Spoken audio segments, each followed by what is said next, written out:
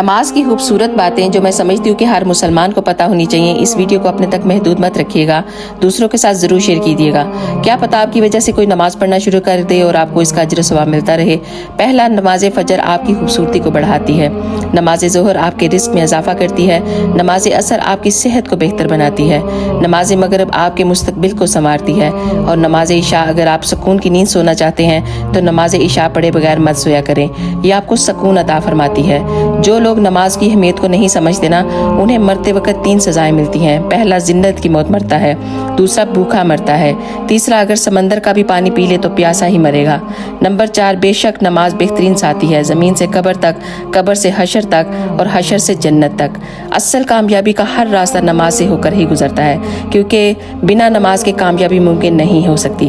نماز کی فکر اپنے اوپر فرض کر لو، اللہ کی قسم دنیا کی فکر سے آزاد ہو جاؤ گے اور کامیابی آپ کے قدم چومے